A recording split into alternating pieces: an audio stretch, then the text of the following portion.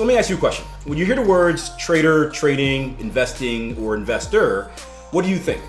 Well, believe it or not, most people see it in a negative light. And because of that, we often do as well, whether we realize it or not. This causes us to be either skeptical about giving it a try in the first place, or if we do decide to try it, we often go in with very low confidence, I guess you can say, already expecting the worst to happen.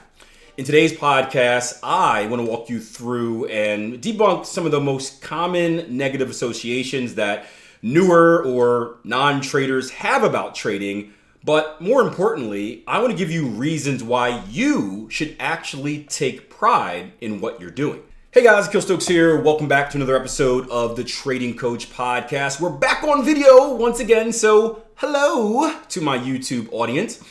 Today's episode is very special to me because this topic, the one that we're going to discuss, was a key turning point in my personal trading career. And because I come from the same places that most of you guys do, I'm hoping that something I say today can help you create that turning point in yours as well. Now, the idea for today's podcast came from a Twitter article that I recently read from one of my favorite people and traders in the industry, Stephen Burns. Stephen, real quick, just to give him some promotion, has a series of great beginner-friendly books on all aspects of trading. They're pretty cheap too. And one of my favorites, I don't know if I have it here with me, but I'll edit it and make it look like I grabbed it right away. Here we go. Don't drop the Everton Cup. Is the New Trader, Rich Trader series. I don't know if this is one or two. This is number 2, but there's a good one, number 1 as well. And it's a really good book because it's sprinkled full of trading lessons, but brought to you in a very entertaining way. It's not blah, blah, blah, boring stuff. And to add to that, here's a fun fact. Back in Trading Coach Podcast episode 098, I actually interviewed him. And to this day, after 1,300 plus episodes, it is still the only interview that I've ever done for the podcast. So that should tell you a lot. Anyway, the title of the article was Why You Should Be Proud to Be a Trader. And throughout this podcast, I'll read to you a few snippets from it, but I'll also drop the show notes, or I'll drop the link in the show notes below in case you want to check it out yourself. It's like a 2-minute read, right? Now, before we dig into that, I want to start by asking you this question. Why does trading have such a negative reputation? And just to put things in perspective, I did a YouTube community poll the other day asking, how do you think that most people view trading? Positive light or negative light? 88% of you guys said in a negative light, and I would agree with that. So let's talk about 5 reasons that trading has this bad reputation or is seen in a negative light. And the number 1 is going to be, this is in no order, just the order I decided to speak about it in, is the high failure rate. Now, as you know, trading has a very high failure rate. You've probably heard the saying 90, 90, 90, meaning that 90% of traders lose 90% of their account in the first 90 days of trading, which is crazy, right? Must be made up. Yeah, it's actually pretty accurate, unfortunately. Now, while that number is shocking, it actually lines up pretty well with the failure rates in other areas. For example, 90% of startup businesses fail in their first few years. So the point is, although it's not too out of the norm, 90% is a very scary number. So it's no surprise that many people associate trading with failure and they become afraid to even pursue it. It reminds me when I was younger, right? You guys might not know this, but growing up, I was a pretty good athlete. Football, American football, right? Head-to-head concussion combat was my main sport. And in my senior year, I was actually pretty good, right? I was voted one of the best players in the entire state of Pennsylvania. And even then, I was constantly being told that I was wasting my time because I would never go pro. Now, that didn't bother me much because I didn't really have any aspirations of going pro. I was an undersized receiver, and getting hit by those big Neanderthals hurt a lot, and I didn't want that for the rest of my life. But if I did, I'm sure that hearing that over and over and over again probably would have held me back. And that's exactly what's happening in trading. People hear that you're going to fail, you're going to fail, you're going to fail, you're going to fail. So they decide, I'm not even going to try. Number 2, the association with gambling.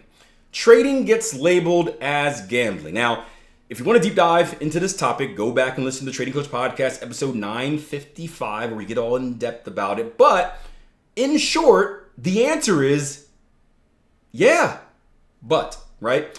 So yes, trading is gambling in the sense that we're taking a risk on an uncertain outcome, but professional traders treat gambling with an edge, meaning that we are the casino. Because if you're doing things correctly, we're putting the odds in our favor, and over a large enough sample size, the law of large numbers, we can consistently extract profits, or at least expect to extract profits. But when most people hear the term or the word gambler, what do they think? Do they think successful, or do they think loser? I don't know if this is going the right way. I don't know. I never learned to spell. Anyway, they think that because unfortunately that's what the majority of people are, right? I actually experienced this firsthand, right? So when I first got into trading, I was also gambling at the time, right? Not gambling, well, when I first got into trading, I was gambling for my trading as well because I didn't know what I was doing, but I was gambling in the casinos as well. And I remember me and one of my best friends, we partnered together. He's a numbers dude. He worked for the IRS, so they do taxes and audits and all that stuff. And we created a gambling strategy for craps, right? He handled the odds, I handled the money management. It was a match made in heaven. It did take some time, and it took a lot of trial and error, but eventually we built something that was very profitable, or at least as profitable as you can be without technically having the edge, because the casino already has that.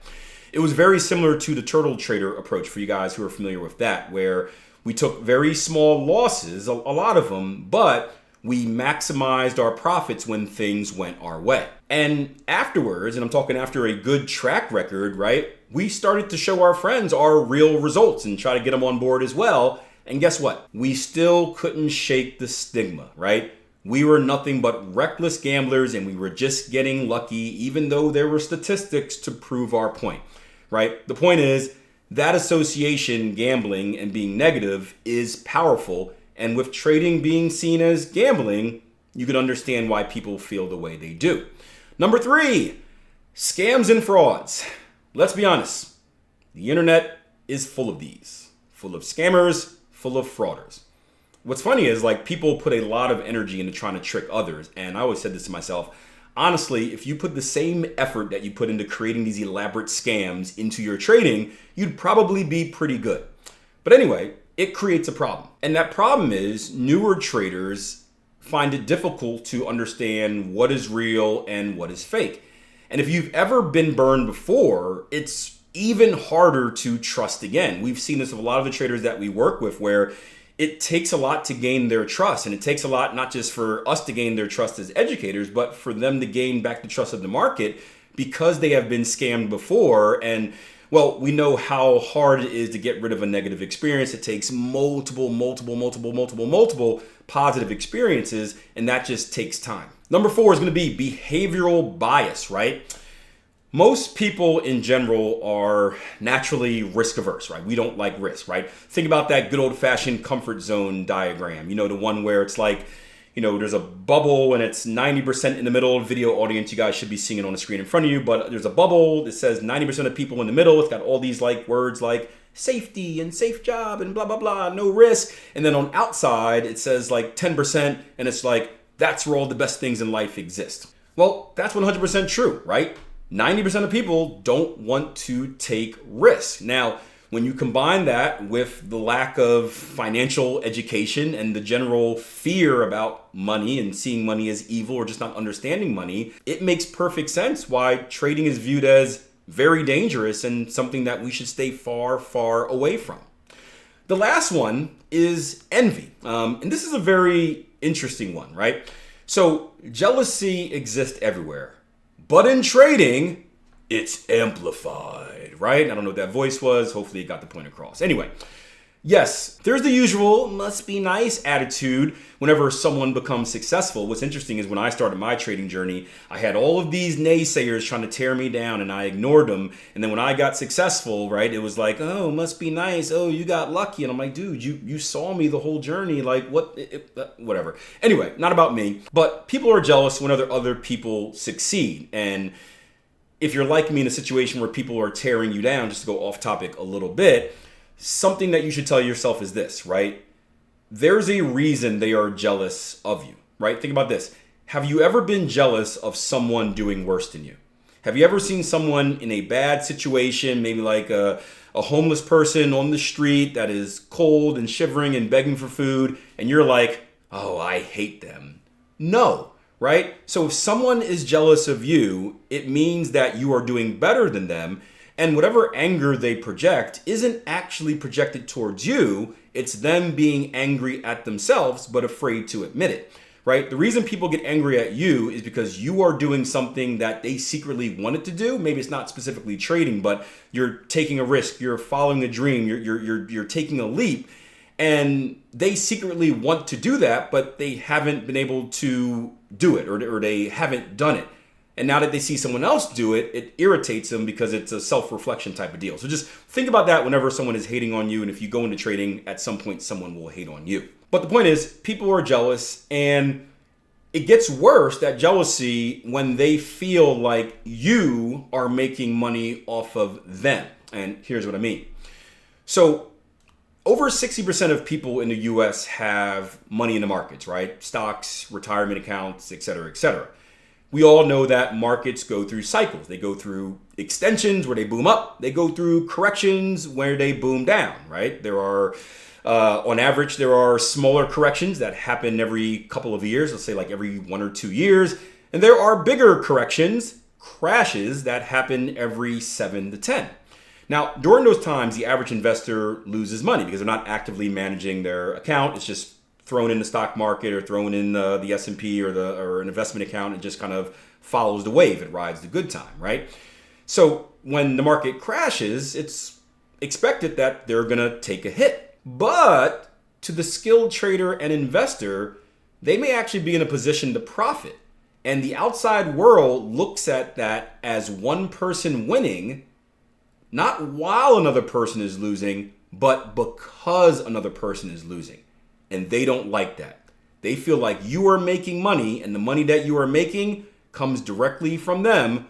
Although if you understood the market in any way and how big it is, it makes zero sense to think that way. But people are undereducated about money, so they don't actually know that. Now, back to that turning point that I mentioned in the very beginning. At the start of my trading career, I struggled, and I struggled a lot, right?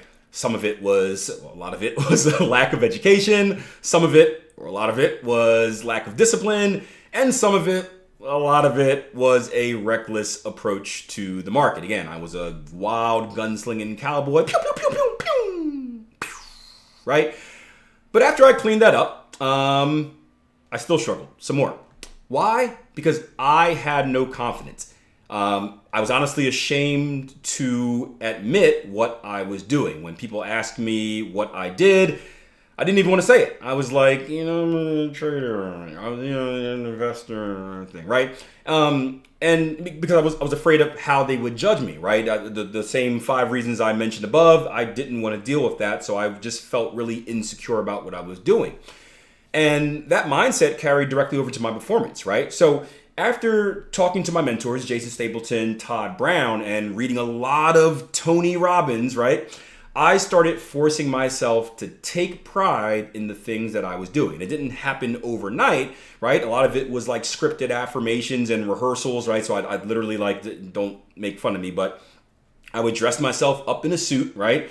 And I would go to the mirror and I would pretend like someone is asking me like, hey, my name's Akil, what's your name? Hey, my name's Johnny. So Akil, what do you do? And I would have this speech prepared where it's like, I am a professional retail trader that trades in the financial markets using technical analysis as my main approach to the markets, right? And I don't know if that was the exact words, but something like that. I literally rehearsed it to try to gain confidence in it. And again, it seems kind of stupid and dumb, like many of the stupid and dumb things I did during my trading career, but it shifted my mindset. It made me shift my mindset from like, I'm not supposed to be good at this because everyone says you can't be good at this, to, hey, I deserve to be good at this, and this is why. In fact, it's in my trading plan. If I look at, I have my written version somewhere here. Last time I did this, I blew the dust off and choked on camera for you, but let me read this for you real quick. In the beginning of my trading plan, I'm going to read you the first paragraph in my original trading plan here. I know you guys probably can't see this. Maybe I'll edit it and put it up for you, or just listen up. So it says, Forex trading plan, written by Akil L. Stokes for Akil L. Stokes Enterprises. I was very creative. Established September 1st, 2010. first starts off with a quote. It says, "My opinion doesn't decide what a good trading opportunity is. My rules do." And that was a quote from my mentor, one of my mentors, Jason Stapleton. I then have my own quote. It says, "Trading is my business, and I will always conduct my approach to the market in a professional manner. I have written this plan for a reason, and in order to succeed, I need to follow it. If not, I will fall into the 95% of traders that fail. Success is available to everyone, so why should I settle for being average? I'm a winner. Why? Because I have to be. It's just the way I am." And then it's the letters GMS with an exclamation point at the end. And GMS was kind of like an inside joke with me and my trading partner at the time. It's don't laugh at us. We were young. It meant get money season, right? We were kind of motivated. So like every time we'd have a winning trade and knock on the door, "Hey, you know what time it is?" And I'd be like, "Yeah, get money season, baby." And we'd like rip off our shirts and get all wild and trade the markets, and we'd lose because we were bad, but like the mindset was there. We were working on some things. But anyway, I'm a sports nerd, so don't laugh at me. You guys have done dumb things worse than this. Anyway, the first section of my trading plan, if you guys can see it right here, is the trading psychology and philosophy section. And this is the point where I started throwing some of my brainwashisms into here. So listen up. And again, this is all mindset stuff. I am a professional, and I used to read this every day before my trading day began. I am a professional currency trader that uses various techniques to observe and maneuver around the market. I have no bullish or bearish bias when analyzing the market, nor do I base any of my trades off of a fundamental approach. I simply follow my technical analysis. I'm aware that I have no control over the market, and it will do what it wants to do whenever it wants to do it. My job is to put myself in the best position available to maximize my profit and minimize my drawdown while the market is in action.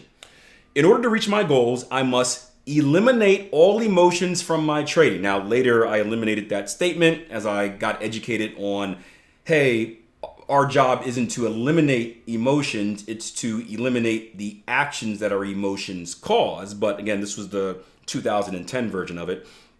To achieve this, I will use a very specific set of rules. I sound like the Taken guy. I'll use a very specific set of rules. As long as I follow my rules of engagement, I will never enter a bad trade. Bad being defined as a trade in which I break my rules. I understand that losing is part of the business, and I accept losses for what they are. If I lose a trade, I know that it has nothing to do with my trading strategy or myself personally. Some systems can lose 70% of the time and still be profitable. As long as I continue to follow my rules and take every opportunity, I will end up on the profitable side. Lastly, and this is the part that I meant to talk about, I truly believe that, in bold, I deserve to be successful. I have been involved in the Forex market since 2009 and have taken a professional training course for 6 months. With that experience, knowledge, hard work, and most importantly, in bold, discipline put into mastering my craft, I feel that I must be successful and that I deserve to be. Why do I trade? I trade because it's a way for me to achieve financial freedom. Later, I added freedom of time. Becoming a professional currency trader is the first step through the door of opportunities. If done correctly, I can use this skill of mine to open up my own business that trades and manages other people's money as well as my own. I did that. Ding, check that off. I actually got a podcast coming up with that soon about my experiences of a money manager. And yeah, you're going to be surprised. So just watch this space for that. I also have a genuine interest and love for trading and investing. Seeing how it has been my lifelong goal to become an entrepreneur, I see that becoming a professional currency trader is a way to do so while doing something that I love at the same time.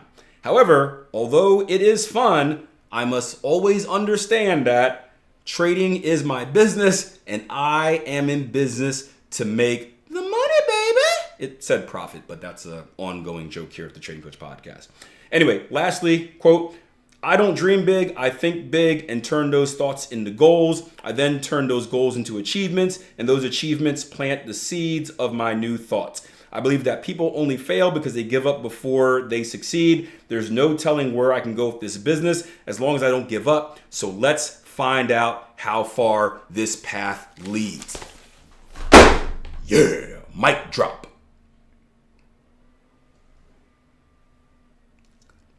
All right, back to the originally scheduled program, as I often get distracted, right? But you guys are used to that. You're hearing the podcast. So let me share a quick excerpt inspired by the Stephen Burns article, or one that was in the Stephen Burns article, speaking about a little bit about what trading is, the origins of trading, because I think it's important to understand that we are all traders in our own way. So although many of us see it as a negative, we're all kind of doing it.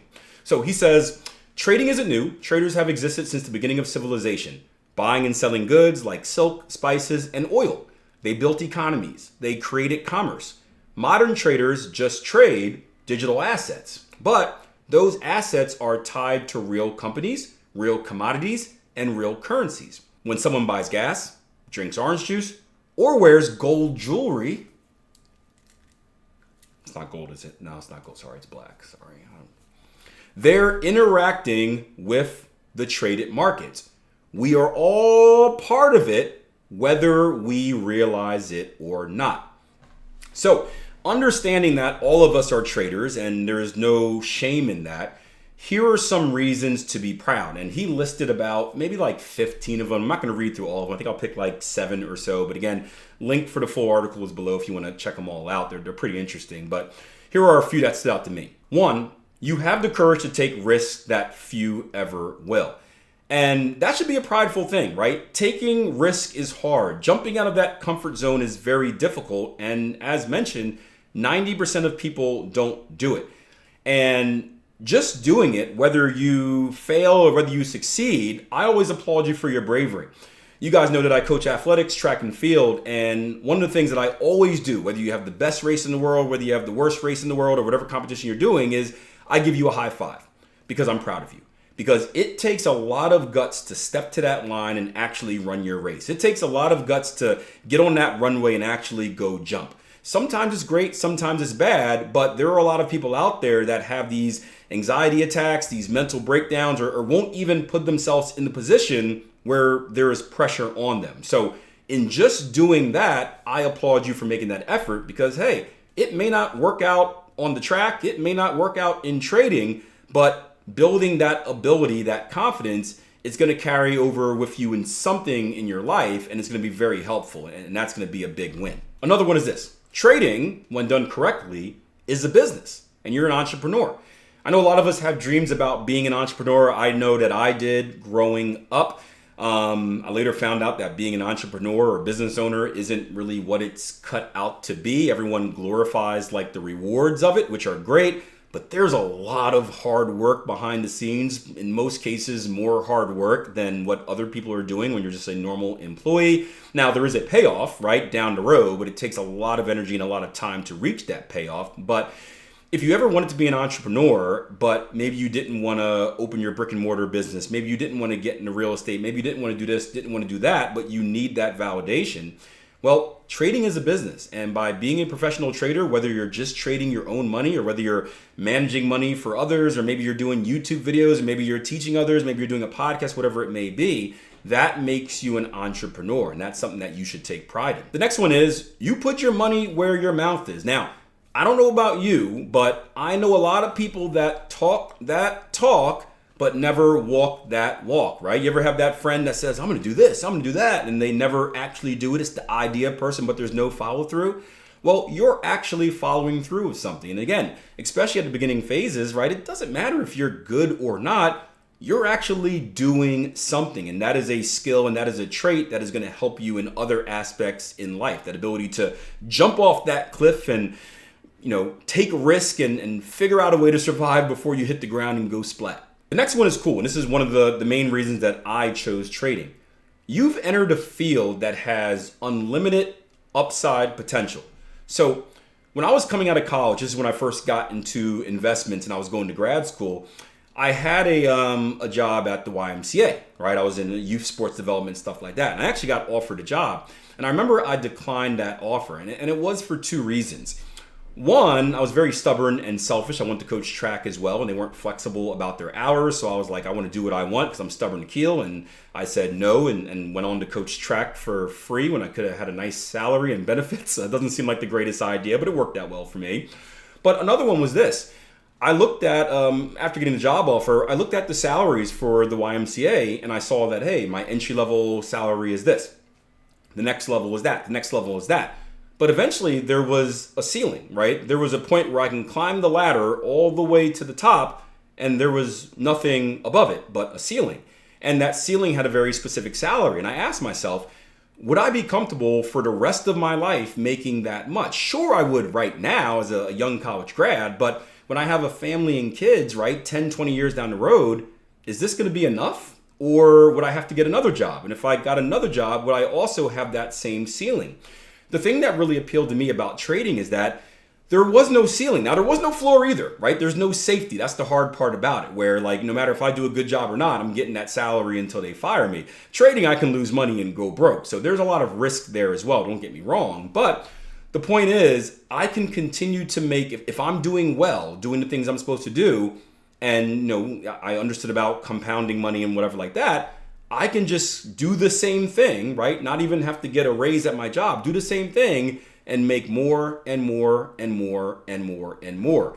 And that unlimited potential was very appealing to me. Now, I want to read you this last quote by Stephen Burns, because I think it was really powerful. He says, quote, "In a world of talkers, you're a doer. In a world of starters, you're a finisher. In a world of critics, you're a creator." And I personally think that is a very powerful statement and something you should take pride in. So, the next time someone asks, hey, insert name, what do you do? Don't shrink. Don't hesitate. Stand up tall. Open your chest and confidently say, I am a trader. If you enjoyed this episode, make sure you share it, leave a rating, leave a review. As always, hit that like button if you're on YouTube. And remember, keep working, keep improving, Kaizen philosophy, 1% change, and always trust the process. All right, until next time, plan your trade, trade your plan. Take care.